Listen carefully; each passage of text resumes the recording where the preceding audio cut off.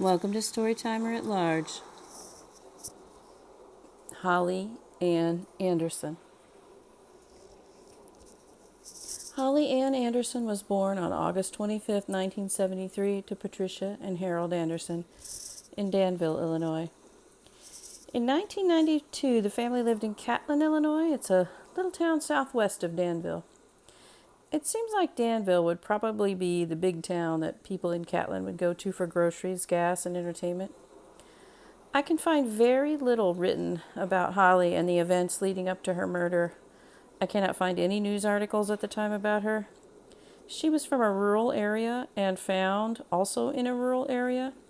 Likely there were no nearby newspapers who picked up the story. In 1992, Holly was 18. In the only photo I can find, she looks very cool.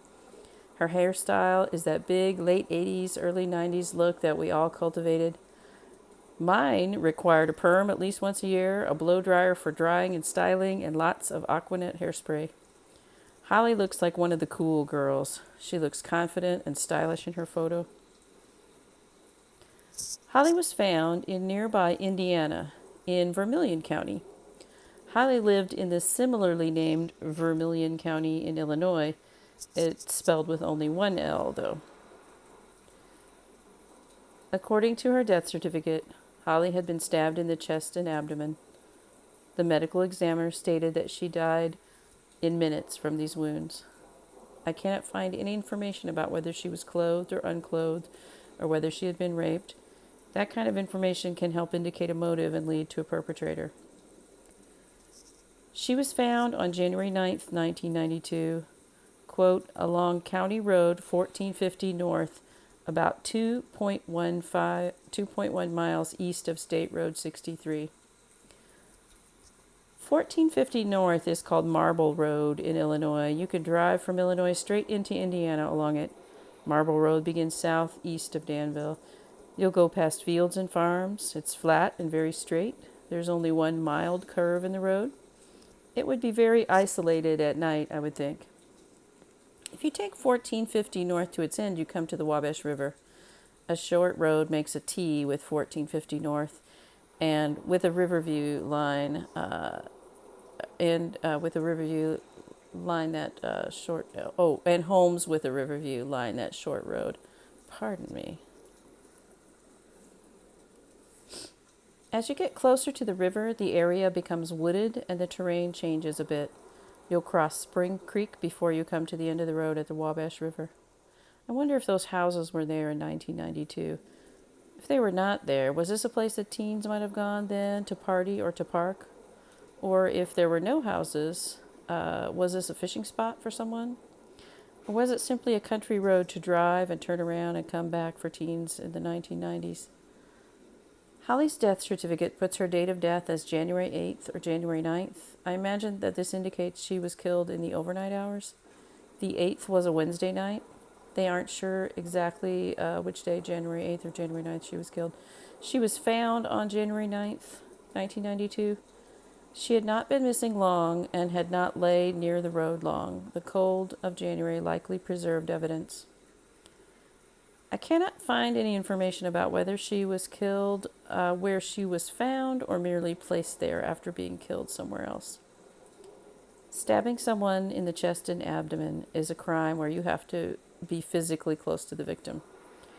The perpetrator would have to be seeing the victim's face and their reaction. This is a person who wanted to see Holly suffer. When I first wrote about Holly's case, I was imagining that her killer might have been a boyfriend or someone in town that had a grudge against her, and that they took her from her town of Catlin near Danville all the way over into Indiana to sort of distance themselves from the crime or try to throw off investigators. But today I was listening to a podcast about another girl from near that area called Jessica Roach. And I found that the two of them were actually found incredibly close together.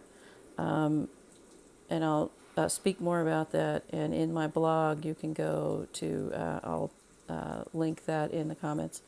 You can go and see the photos of the maps that I took. So, one possible suspect that I think may have killed Holly is Larry Dewayne Hall. He was a Civil War reenactment buff and also a fan of Revolutionary War reenactments. He traveled extensively to these events.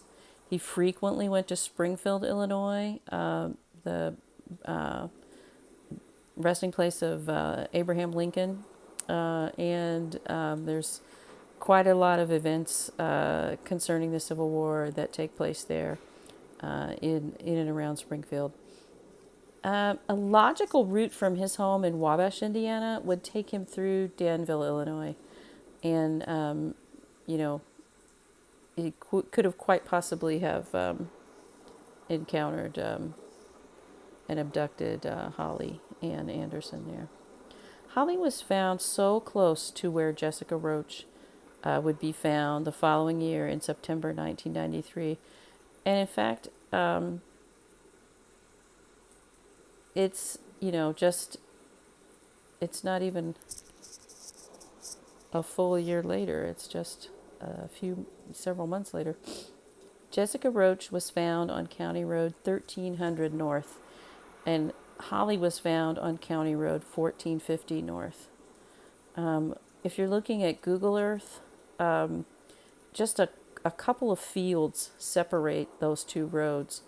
And if you use the feature on Google Earth where you can see what the street view looks like, if you're standing on one of the roads, you can literally see the farm that's on the other road. So you can, see one road from the other road. So it's incredibly close. I really wonder if Larry Dewayne Hall thought he was on the very same road. Taking Holly across state lines makes this a federal crime, as it did in Jessica Roach's case as well. Larry Dewayne Hall is in a federal penitentiary right now in North Carolina after his conviction in Jessica Roach's murder. So it seems incredibly likely that Larry Dewayne Hall is the killer of Holly Ann Anderson. But if not, someone knows who killed Holly Ann Anderson. And hopefully tips can come in. But after looking at these maps today and rereading some more information, I believe investigators should look at Larry Dewayne Hall.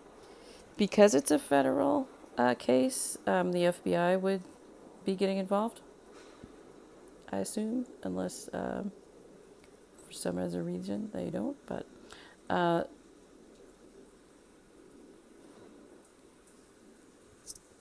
sometimes the smallest tip can be an enormous help. And so if it's not Larry Dewayne Hall, hopefully someone will come forward with information. Maybe they felt loyal at the time. Maybe they knew something about it and wanted to talk, but they couldn't. So maybe now, after all these years, they can feel more comfortable coming forward with a tip or from some information. Holly was only 18 when she was murdered. She had only been 18 for just a few months. She was just beginning her life. She had so much living left to do. Rest in peace, Holly. May you get the justice that you deserve. Indiana State Police are investigating this cold case. If you have a tip, please call 1-765-653-4114 or 1-800-225-8576 if you have information. And cases that get attention get solved. I'm going to post all this, of course, on YouTube. And if you are watching on YouTube, consider hitting that thumbs up button for justice. it's not liking the awful thing that happened here, but you can say, you know, I'm hitting this thumbs up and hoping for justice for Holly's case. You might also want to share this video if you hit that, touch that curved arrow icon that's underneath the video, above where you would comment. That curved arrow can help you copy the link to this. You can then paste that into your text messages or into your own social media feed as a new post. And also, if you want to subscribe to this channel, I update cases all the time. I work on cases, and typically all over the Midwest, but Indiana, Ohio, Illinois are some that I've been working on so far. Also, comment if you like, if you need to, and want to say something.